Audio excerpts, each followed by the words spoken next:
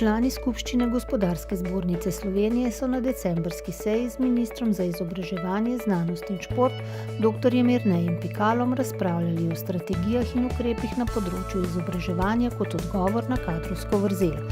Zavzeli so se za dograditev predloga zakona o raziskovalno-razvojni in inovacijski dejavnosti ter za ponovno ustanovitev samostojne tehnološke agencije. Na seji je bil sprejet tudi plan dela GZS za leto 2019. Na drugi strani je pa seveda tudi vprašanje boljše prilagodljivosti delov izobraževalnega sistema. To je področje, kjer jaz vidim, da z zbornicami in tudi sindikati lahko delamo skupaj. GZS, Zbornica kmetijskih in živilskih podjetij, je na novinarski konferenci z naslovom Hrana, prehrana in potrošnik predstavila poročilo o napredku in najpomembnejših aktivnostih projekta Zaveza odgovornosti v praksi. Glavni dosežek je že to, da je zaveza odgovornosti iz sektorja brezalkoholnih pijač prerasla na sektor mlekarstva. Zelo konkretno listina je podpisana, zaveze so znane, cilji ravno tako opredeljeni.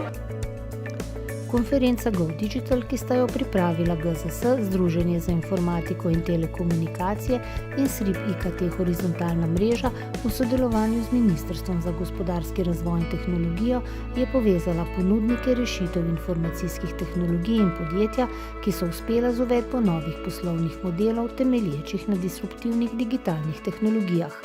Na okrogli mizi so svoja mnenja, ali bo Slovenija uspešna v digitalni ekonomiji, soočili predstavniki civilne družbe, vlade, IKT panoge ter podjetij s področja informacijske tehnologije.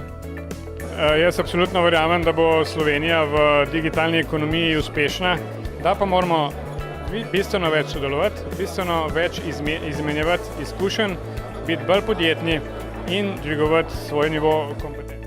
Na tretjem zboru članov strateškega razvojno-inovacijskega partnerstva Materiali kot končni produkti so bile predstavljene dopolnitve vsebin na fokusnih področjih akcijskega načrta SRIP MatPro ter aktivnosti na področju razvoja človeških virov.